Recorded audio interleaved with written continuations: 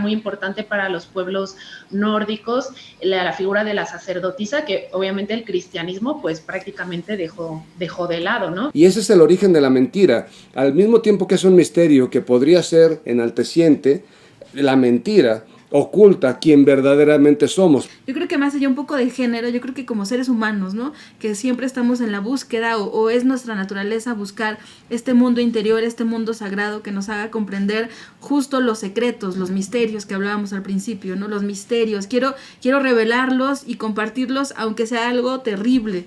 Charlemos alrededor de la fogata para descubrir y reintegrar al ser. La mística para volver al uno. Esto es Religare.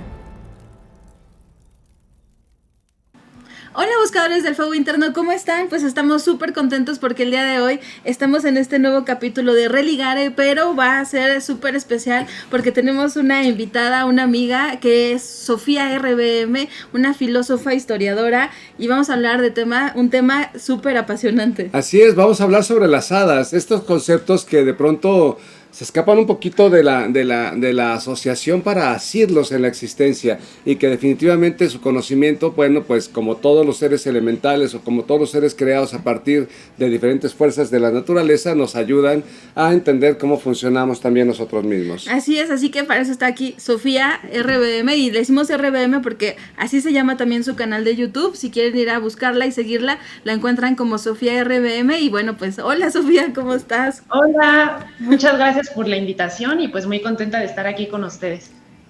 Muchísimas gracias, Sofía. Y justo vamos a hablar a mí me encanta la mitología, y sobre todo esta mitología del siglo XII particularmente, en donde se crean todas estas historias de amor de Occidente, en donde hay cierta cantidad de tragedia, pero también cierta cantidad de amor apasionado, y que se deriva precisamente a partir de mitologías, que es parte de lo que ahorita nos va a conversar Sofía, sobre Melusina, una hada muy particular y que es un poco diferente, ¿no, Sofía?, al concepto que tenemos en la mente. Exacto, de hadas. Siempre pensamos en hadas como campanita, ¿no? Como Tinkerbell con alitas y polvos dorados. Esta hada es muy parecida a lo que tenemos en México, en Metepec, como la tlanchana, más o menos. Sí, claro, de hecho, justamente algo muy importante es que las hadas pasaron por un proceso donde se infantilizaron, haz de cuenta, para encajarse en los textos infantiles, ¿no? Porque después hablar de, por ejemplo, los cuentos de hadas, ¿no? Se habla de cuentos más bien dulces, cuentos dirigidos más hacia niños o más como muy idealizados, ¿no? Muy románticos en cierto sentido, pero en realidad las hadas, el hada medieval, hay muchísimas hadas distintas, porque las hadas en realidad eran diosas antiguas, pero a la hora de extenderse el cristianismo, pues todas estas figuras femeninas pues pierden importancia, o se busca que pierdan importancia, pero en realidad para la gente que estaba muy conectada con estas figuras femeninas, pues era muy difícil dejarlas atrás y de plano decir, bueno, ya las vamos a dejar de adorar o vamos a dejar de tomarles importancia, ¿no? Entonces, bueno, las hadas en realidad pues son personajes que tienen mucho sincretismo de muchas cosas, ¿no? Porque por un lado, primero cuando se fue extendiendo el Imperio Romano, pues la figura femenina divina, ¿no? Pues, por ejemplo, pudiera ser más relacionada con la ninfa, ¿no? Que está en las aguas, etcétera. Y también tenemos la noción de los elementales, ¿no? De los seres de la naturaleza. Entonces, como que la figura del hada se fue adquiriendo aspectos de diferentes culturas, entonces hizo una figura sumamente compleja. Pero las hadas, hablar de hadas es en realidad hablar de diosas o de sacerdotisas, ¿no? También, que era muy importante para los pueblos nórdicos, la figura de la sacerdotisa, que obviamente el cristianismo pues prácticamente dejó de lado, ¿no? Y pues quedó este vacío en la cultura, que justamente el hada es lo que lo llena, ¿no? Ese vacío. Me haces recordar a figuras femeninas de alto poder, por decirlo así, desde las diosas madres como Hera, por ejemplo, o en los pueblos nórdicos a Frigg o a Freya. Pero ahorita con lo que dijiste, como sacerdotisas, se me imaginan las sibilas o las vestales, que podían ver el destino de los hombres a través de estas profecías de los oráculos. ¿Tienen alguna relación? Sí, claro, de hecho existe un texto que se llama La Reina Sibila, El Paraíso de la Reina Sibila, y es un texto escrito en la Edad Media y cuenta la historia de unos viajeros que se encontraron en una caverna, una gruta, y al entrar a la gruta se encontraron con un lugar como que abrieron un portal prácticamente que te llevaba al mundo de las hadas.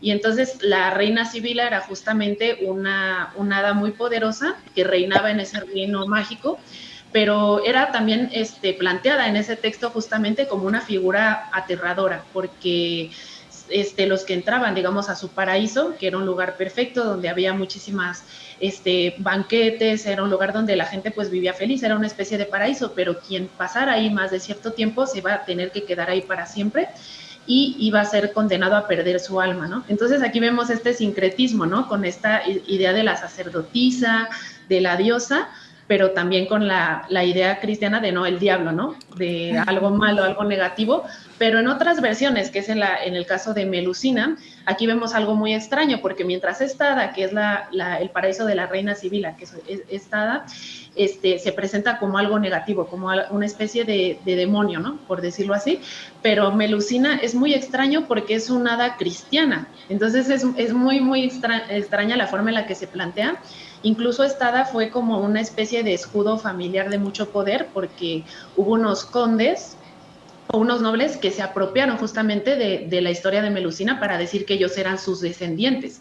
Entonces aquí vemos como esta ambigüedad que para algunas personas, algunos sectores, digamos, el hada es algo diabólico, pero para otros sectores puede ser algo que compagina con el cristianismo. Entonces es curioso. Esto me recuerda mucho esta figura de los monstruos de agua femeninos, y la asociación de los monstruos con grutas y agua me recuerda mucho a la Gorgona, que pobre Gorgona no tiene pues que sufrir el castigo que sufre y se asocia como algo muy malo cuando realmente está castigada. Pero esta asociación de las grutas y la figura de Melusina, que nos hace el favor de explicarnos como algo distinto, me recuerda mucho también al Avalon, que es un lugar, pues podríamos llamarle inframundo, un lugar en donde va un muerto particular que es Arturo, pero que yo podría pensar que van muchos muertos precisamente a regenerarse, porque incluso a sanarse, y donde se forjan, como se forjan en las grutas, los metales preciosos, bueno, pues también la espada Excalibur. Entonces todo este Avalon tiene que ver con, y la hada particularmente Melusina, con una reconstrucción del ser, ¿podría ser?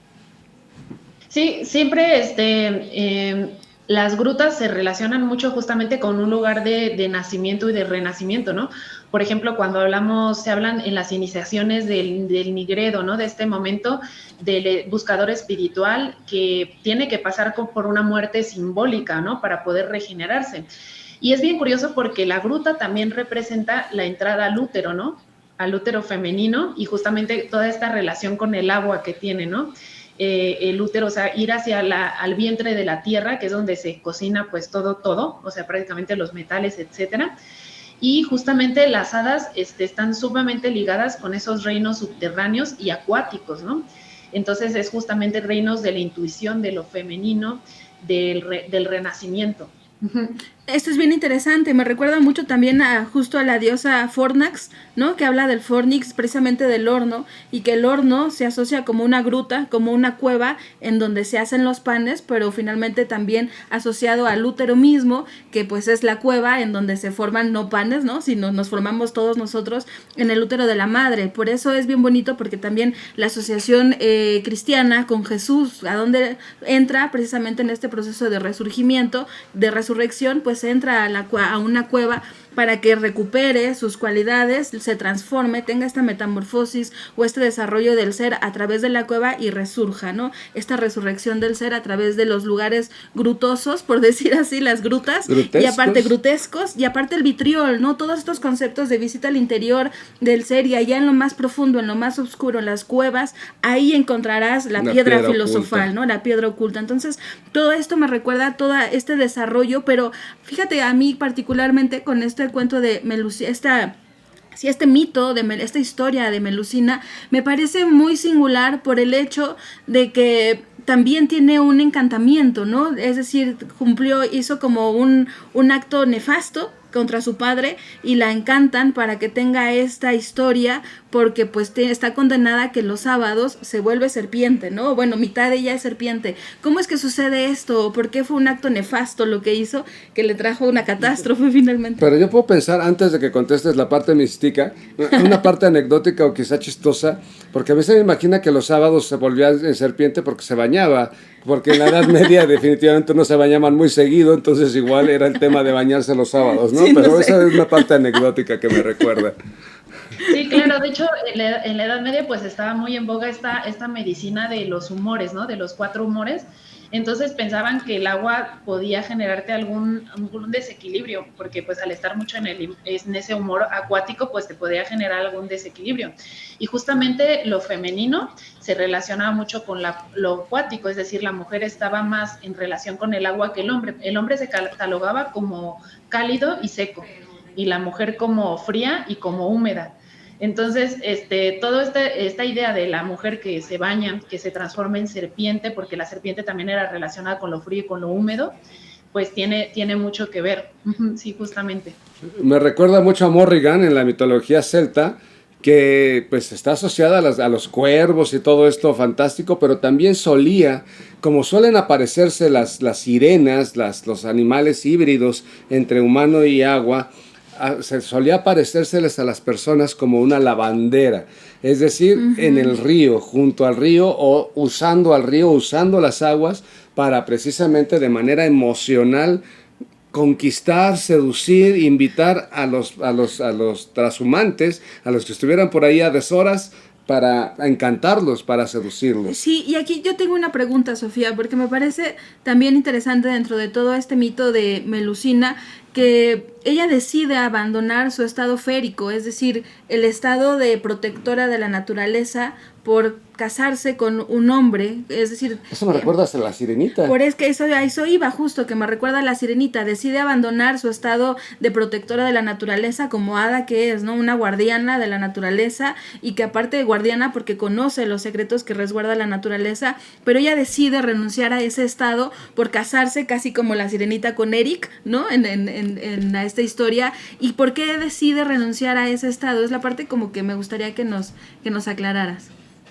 Bueno, en la historia, pues básicamente, bueno, también me comentabas esta cuestión del padre, ¿no? Es muy interesante porque en estas historias de hadas siempre se repiten ciertos factores, ¿no? Uno de esos factores es justamente que el hada pues decide justamente casarse y al casarse pues casi se hace una especie de problema porque el casarse con un ser humano la empuja hacia una maldición, ¿no?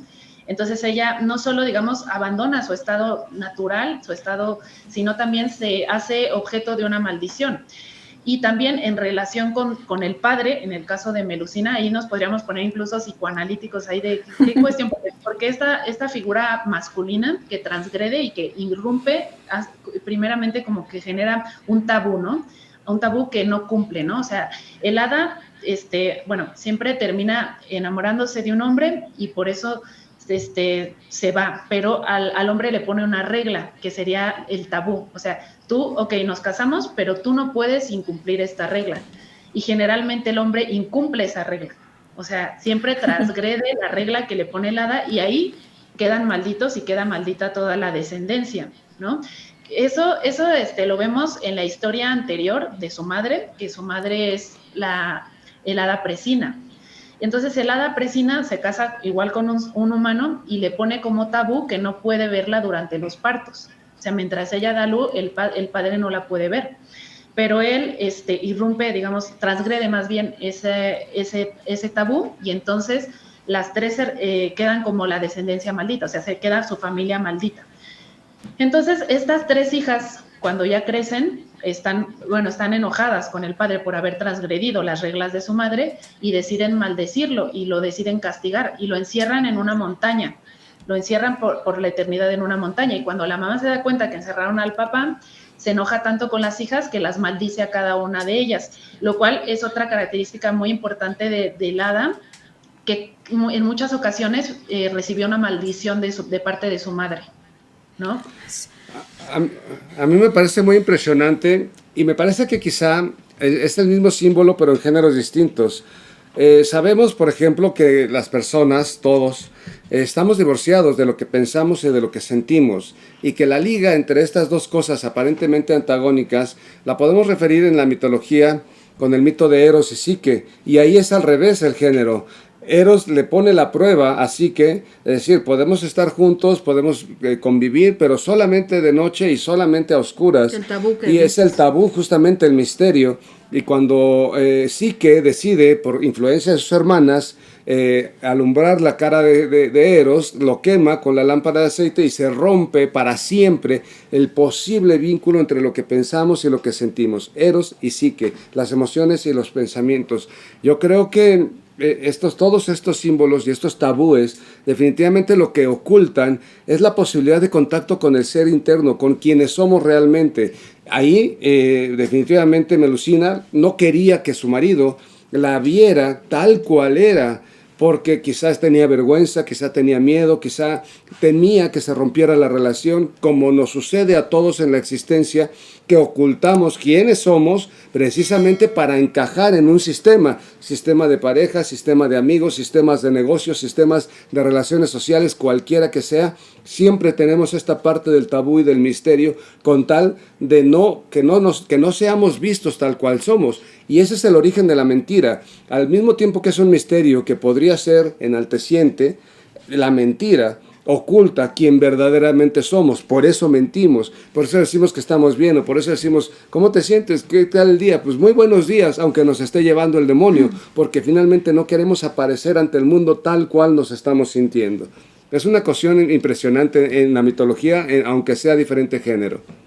Sí, o sea, en parte lo femenino y lo masculino, digamos, arquetípicamente, como que siempre ha tenido diferentes cualidades, ¿no? Como lo masculino como que es más hacia el mundo mental, hacia el mundo, pero el hada se relaciona mucho con la intuición, con las emociones, ¿no? Que también se vincula con el símbolo del agua, ¿no? Entonces es muy interesante esta parte de que la visión, que a lo mejor la visión del hombre es como ese intento de comprender lo divino, que no se puede dar mediante la razón, ¿no? Entonces no puede llegar a ver digamos, la verdadera imagen del hada, porque el hada representa más la intuición, lo oculto, lo que es inconmensurable, ¿no? Y de pronto querer como revelar, ¿no? Revelar eso a través de los ojos de la razón, pues termina rompiendo el poder, ¿no? O el hechizo o la cualidad de esta cuestión intuitiva, ¿no? Que es más bien ir un poco a partir de las emociones. Y es que justo lo que decías, una mujer va al ginecólogo y está preñada y no sabe cuándo se embarazó, ni el ginecólogo lo sabe. O sea, el ginecólogo le pregunta, ¿cuánto fue tu última menstruación? Y a partir de eso medio calcula, pero tampoco sabe el parto. O sea, vas a parir entre tal fecha y tal fecha. ¿Qué sucede adentro del útero? ¿Qué sucede adentro de la tierra? ¿Qué sucede en el interior del ser? Nadie lo sabe. Y eso, fíjate que me recuerda mucho a la runa Pertro, porque es precisamente eso, un útero, en donde todo está sucediendo de manera oculta y ahí se tiene que revelar. Y a mí, Sofía, me parece, no sé, me llama mucho la atención porque están predestinadas estas historias a terminar trágicamente y nos lo dicen, ¿no? Y con los cuentos de hadas y en estas historias. Les voy a contar una historia de amor, pero que termina en muerte, ¿no? Desde el origen de estas historias nos dicen, va a ser mucho amor, sí, va a ser algo precioso, pero al mismo tiempo va a relatar el proceso de la muerte. Es decir, es algo inevitable que suceda precisamente, que el encanto se rompa y que te enfrentes con la realidad tal cual es. Y yo creo que esta es una consigna que, más allá de querer contradecir la naturaleza, es nuestra propia naturaleza, ir en contra o ir a querer indagar más esos procesos, tanto de la naturaleza, que justo ellas para eso están, para proteger. No vengas aquí porque esta es mi tierra, ¿no? Este es mi lugar sagrado, naturaleza. Tú, hombre, no vengas a cortar árboles, no vengas a invadirlo, no vengas a violentarlo, pero es inevitable, es como condición literalmente humana que nos volquemos para racionalizar todos estos principios que son irracionabilizables, ¿no? Sí, justamente, ¿no? O sea, es como esa dualidad como entre el proceso natural, lo mistérico, lo que está oculto, lo álmico, ¿no? Y por otra parte, esa parte curiosa de nosotros que quiere revelar eso, pero pues no lo alcanza a atrapar nunca, ¿no? O si lo alcanza a atrapar, como que pierde cierta poder porque a la hora de trasladarlo de lo etéreo, digamos, al concepto, pues pierde justamente el poder, o sea, ya no, es algo inconmensurable, no lo puedes atrapar a una palabra, ¿no? Que también tiene mucho que ver con algo de las hadas también justamente, que muchas de ellas no te dan su nombre verdadero, porque al darte el nombre verdadero, como que tú puedes tener poder sobre ellas. Entonces, es esta cuestión de lo que se puede nombrar y lo que no se puede nombrar, ¿no? Qué interesante. Es súper interesante porque esto me recuerda precisamente a los exorcismos y a la magia. Es decir, ¿qué demonio te está atosigando? Lo vemos en las películas y tal, y Belcebú y Lucifer, lo que quieras, sí, pero de manera humana, cuando no te enteras tú mismo de cuál es el demonio que te está atosigando, no lo puedes exorcizar de ti. Y te puede decir nombres falsos, te puede ¿no? decir nombres falsos. Estoy enojado cuando realmente estoy decepcionado. Estoy triste cuando realmente estoy desencantado. Si no conoces claramente el nombre del demonio, ¿cómo lo podrías exorcizar? Igualmente las hadas. ¿Cómo podrías quitarle el poder si realmente no sabes ni cómo se llama? Claro, pero aparte los magos y las brujas pues encarnan formas diferentes y se visten de apariencias pues para no revelar la verdadera naturaleza, y eso se sigue usando de manera simbólica, ¿no? Un nombre simbólico para que el ritual que hagas pues nadie sepa quién lo hizo, porque tú te presentaste ante el ritual con un nombre que no es tu nombre con el que realmente te defines, o puedes generar nombres simbólicos para determinado propósito que va precisamente con eso. Si nadie conoce la naturaleza del ente, pues quién sabe quién fue, ¿no? Exacto, ajá, justamente, y por eso a veces las hadas como justamente protegen esa verdadera naturaleza suya, como para no perder ese poder, ¿no?, que ellas tienen, ¿no? Y pues justamente es esa tensión que a mí me llama mucho la atención de las historias de hada, que siempre es una tensión que se manifiesta como lo femenino y lo masculino, ¿no? Y también el grado de poder que tiene el hada sobre el hombre, ¿no? Porque digamos que en el periodo medieval como que la mujer pues fue muy marginada, todos estos misterios femeninos como que en parte se perdieron, ¿no? Esta parte de femenina o sea que con las vírgenes sí se logró, pero pierde esta característica de la sexualidad, ¿no? Porque la virgen no es el ser sexual como el hada o la sirena, ¿no? Que presenta claramente dotes sexuales que son parte de los misterios femeninos, ¿no? Que aparte son los misterios generadores, ¿no? De la vida, etcétera. Entonces, como que justamente yo veo que estos mitos del hada fueron como para que no se perdiera, digamos, ese poder femenino, esa figura de una mujer poderosa, porque me alucina a mí, lo que me llama la atención es que es una figura temible, o sea, y mucho más poderosa que su esposo humano, ¿no? Porque ella tiene grandes poderes, ¿no? De hecho, en el caso de su esposo, mató sin querer a su tío durante una cacería, ¿no? Estaba en el bosque y entonces, en vez de matar al animal, se le va la flecha y mata al tío. Entonces él en su angustia va caminando y se encuentra un río y aparece una mujer hermosa y le dice: oye, no te preocupes, yo voy a resolver tus problemas, tú nada más tienes que hacerme caso en lo que yo te diga, ¿no? Entonces aquí vemos una figura que es la matriarca de la familia, ¿no? Y es la sacerdotisa que va a guiar a sus 10 hijos en las guerras que ellos van a pelear, porque prácticamente ella hace que su esposo adquiera un nivel más alto en la sociedad, ella es la que lo hace. Ella construye, y con su magia construye un gran palacio para que ellos habiten, y tienen ahí ellos 10 hijos, que cada uno de esos 10 hijos van a ser guerreros que van a luchar en contra de los sarracenos, o sea, que van a luchar. Entonces es bien curioso cómo el cristianismo, o sea, van a ser guerreros que pelean por el cristianismo en contra del islam. Entonces es como una mezcla y un sincretismo bien curioso, ¿no? Y entonces esa Melusina le da a cada uno de los hijos un talismán, una piedra de poder para que ellos luchen contra estos sarracenos, pero cada uno de esos hijos va a tener una fuerza inhumana, va a tener dones enormes, pero todos van a tener una deformidad. Cada uno de los 10 hijos va a presentar una deformidad, alguno va a tener un diente muy grande, otro va a tener 3 ojos, otro va a tener las orejas muy grandes, y a pesar de que son bellísimos en su forma física, todos se reconocen por una deformidad al estar mezclada el hada con un ser terrenal, ¿no? Entonces, fíjate que esto me recuerda mucho al castigo, el castigo del que deben de sufrir los varones, los hombres.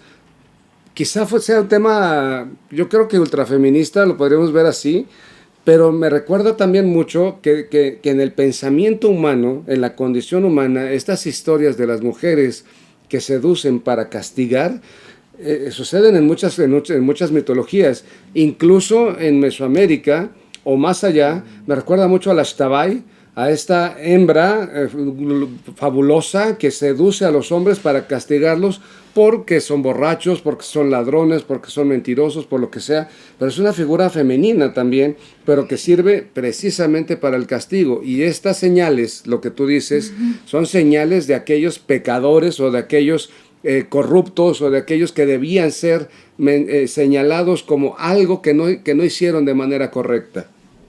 Sí, en realidad estos como hijos se presentan como grandes héroes, pero como que presentan una parte maligna, porque las hadas son como duales, o sea, las hadas en la Edad Media, etcétera, como está esta cuestión maniqueísta de bien o mal, el hada es una figura dual, porque en el caso de Melusina, ella era una mujer muy sabia, era una mujer que instruía a sus hijos acerca de Dios, etcétera, etcétera, y era súper sabia, guiaba a su familia y guiaba todo, ¿no?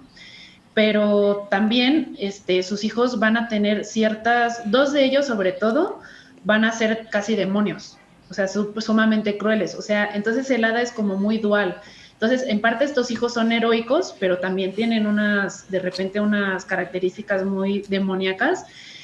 Hay uno que quemó un convento, o sea, en la historia, uno quema un convento y por eso pues empiezan las maldiciones de la familia, y otro que era tan poderoso y tan malo que cuando era un bebé asesinó a la nodriza que lo cuidaba. Entonces eran muy poderosos los hijos de Melusina. Y aparte es una cosa bien terrible porque su esposo al final estaba resentido, ¿no? Estaba resentido con ella precisamente por esto que nos comentas de que los hijos hacían una serie de calamidades y aunque traían algunos beneficios, mayoritariamente traían el caos, ¿no? Y me recuerda mucho en general a los héroes como Batman, ¿no? Que sí, parece ser como el salvador de Ciudad Gótica, pero al final la gente lo ve así como un ladrón, como que no eres alguien normal, ¿no? Como que algo en el fondo de ti tienes que no corresponde a la naturaleza humana y siempre termina siendo un ente fuera de la sociedad. Siempre terminan relegándolos. Lo vemos igual con todos los superhéroes, ¿no? O con todos estos seres X-Men, por ejemplo, los mutantes, ¿no? Pues sí, tienen grandes poderes y estás del lado del gobierno, pero también se pueden voltear y se vuelven una cosa terrible. Y entonces todo esto, ¿cómo resulta finalmente? Porque el esposo estaba desencantado con ella, siendo que, es que yo, no sé, te lo voy a preguntar tal cual, yo percibo que ella se casó con este humano para romper con el encantamiento que su madre le había puesto, pero que no fue realmente por amor a este hombre. No sé si fue así. Es que de cuenta que su madre justamente maldijo a las tres hermanas, que ahorita sería interesante hablar de la tría fata, que siempre son como tres mujeres, pero bueno, y le dijo justamente que la maldición iba a ser cuando su esposo la viera, o sea, como que su madre le profetizó que cuando su esposo la llegara a ver, es ahí donde iba a iniciar su maldición. Entonces ahí como que más bien ella se casó, digamos, con el esposo. Yo creo que ahí sí fue por una atracción, porque creo que las hadas, yo lo que más bien imagino es que las hadas tienen también una fascinación por lo humano, ¿no?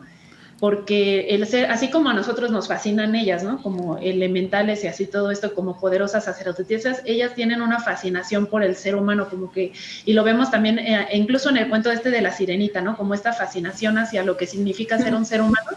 Entonces, yo veo que justamente Melusina, pues estaba fascinada con él, pero también lo ven como un vehículo para entrar al mundo, a lo social, ¿no? Como el hombre, como un vehículo para, pues de pronto, por ejemplo, ya con sus hijos, pues pudo participar en guerras, etcétera, etcétera. Y sí, y sobre los hijos que son heroicos, o sea, imagínense en una sociedad donde la figura heroica es el mártir, ¿no? Que es perfecto, es puro y casto, la figura del héroe puro, ¿no? Que nunca comete mal, etcétera.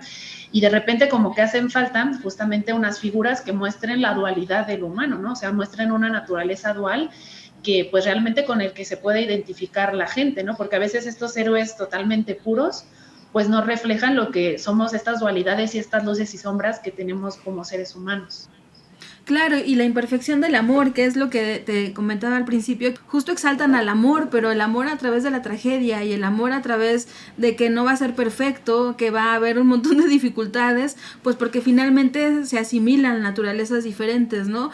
Bien tú decías, la sirenita, por ejemplo, o Melusina, o estos seres sobrenaturales que forman parte misma de la naturaleza, pues hablan del mundo emotivo, del mundo del interior del ser, aquello que sentimos y percibimos como que existe, pero siempre hay un velo, ¿no? Siempre hay un velo que nos separa de este lado emotivo con lo racional, y percibimos entonces que existe el otro mundo, que son los hombres, los humanos, y por eso siempre hay esta intención de que se reúnan, se reconcilien, pero finalmente resulta catastrófico, y esto me da como risa y paradójica, porque es como reírme porque sé que me voy a caer, es decir, ya sé que va a ser algo terrible, pero igual lo intentamos, porque finalmente es como el motor mismo de la naturaleza, tanto de estos entes naturales que se enamoran del hombre, y el hombre que surta el encanto de ellas hacia nosotros, ¿no? Como seres humanos, más allá de, yo creo que más allá un poco del género, yo creo que como seres humanos, ¿no? Que siempre estamos en la búsqueda, o es nuestra naturaleza buscar este mundo interior, este mundo sagrado que nos haga comprender justo los secretos, los misterios que hablábamos al principio, ¿no? Los misterios, quiero revelarlos y compartirlos, aunque sea algo terrible. Sí, justamente, y el hada, ay, como que sonó, el hada, justamente es como que viene, como que el Avalon, pues a mí me suena como un reino etéreo, ¿no? Un reino que va más allá de lo terrenal, ¿no? Y en el caso del ser humano, pues es el mundo terrenal. Entonces, el hada utiliza al hombre como vehículo para acercarse al mundo terrenal, y el hombre como vehículo al hada para acercarse pues a lo etéreo, ¿no? Y entonces cuando forman una pareja, pues termina siendo bien, ¿no? Pero el problema es justamente cuando es un amor condenado a la tragedia por ser de dos mundos distintos, ¿no? Esta historia de amor de los dos mundos distintos, ¿no? Pues a estas dualidades, ¿no? Básicamente. Y al final lo que ocurrió con esta Melusina, hablando, por ejemplo, cuando mencionaste el mito de Psique, es que justamente uno de los hermanos de Raimondín, que era el esposo de Melusina, le comenta que él cree que su esposa lo engaña y que por eso se encierra todos los sábados. Esa fue la razón por la que él dijo, no, pues la voy a ver, porque, o sea, siempre hay un tentador, ¿no? El que te dice, o sea, iba todo bien, todo iba perfecto, hasta que el tentador le dice, no, es que yo creo que tu esposa en realidad te engaña, entonces por eso no quiere que la veas, y entonces él se asoma, y es cuando la ve con su cola de serpiente, ¿no? Entonces es ahí cuando surge la maldición, se cumple la profecía de su madre, de va a ocurrir esto, y entonces ahí es donde termina maldiciéndose la familia, y después, a partir de eso, ya Joffrey quema el convento, lo cual, o sea, terminan tragedias, iba todo bien, eran los héroes, conquistaban lugares y así, y a partir de que se transgrede el tabú, comienza a irse todo hacia abajo hasta que Melusina se ve obligada a marcharse, ya en su forma natural, y ya no puede ver ni siquiera a sus hijos, solo los visita a ciertos momentos porque ella ya tiene que volver al mundo etéreo, o sea, ya no puede permanecer en el mundo terrenal como una mujer. Wow, esto fíjate que me recuerda mucho varias películas y, por ejemplo, en El Señor de los Anillos, ¿no? Tenemos a estos elfos que son entes pues féricos, de alguna manera viven en el bosque, protegen al bosque, y aparte son inmortales, y ellos, aunque se relacionen con los hombres, siempre regresan allí donde viven los elfos, y finalmente esta Arwen pues renuncia a su estado férico por ir por el amor de Aragorn, ¿no? Para relacionarse, y finalmente ella es coronada junto con él, y restablecen el reinado que va a salvar a todo el pueblo. Pero también me recuerda mucho a la Cenicienta y sus hermanas, sus hermanastras, que finalmente a la Cenicienta ves que la tientan, ¿no? Todo el tiempo la están cuestionando, lo que decías. Y sí eres, y tú solamente eres pues ahí una pobre mujer que lava los pisos y tal, siempre la están tentando, pero al final vienen estas hadas a recuperar la naturaleza de ella y hacen este velo de encanto para que finalmente pues acabe el hechizo, ¿no? El hechizo que le habían puesto cuando nació. Entonces es la misma historia desarrollada en diferentes épocas y pues se sigue contando, que es lo más fascinante de todo. Y me impresiona porque me recuerda invariablemente, ahorita que hablaste de Disney, ¿qué es? Fauna, flora y primavera, ¿no? Las tres hadas, sí. Que es lo que hablabas de los tres entes, que definitivamente una tríada de mujeres pues que gobiernan la existencia o que hacen posible la existencia. Sí, es muy curioso porque, bueno, está esta noción de la tría fata, que es la de las tres hadas, y si se fijan, pues lo vemos justamente en el cuento de la Bella Durmiente, están las tres hadas, ¿no? Lo vemos incluso en el arquetipo de las tres Marías, en la carta de las tres copas del tarot, ¿no? Salen ahí en las tres virtudes, en las tres gracias, o sea, las tres Marías, ¿no?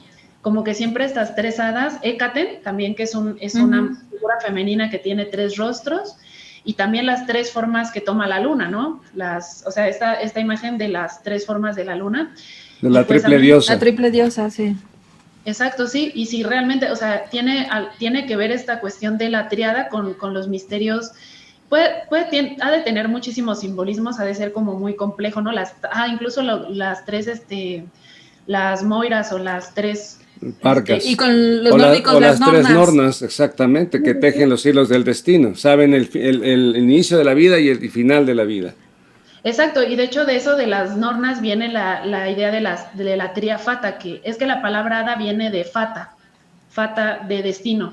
Y justamente, o sea, el hada como que es un concepto que viene justamente de lo de las nornas. O sea, es como, por eso son hadas, y por eso las hadas siempre conocen el destino por medio de la intuición. Y entonces es esta como triada.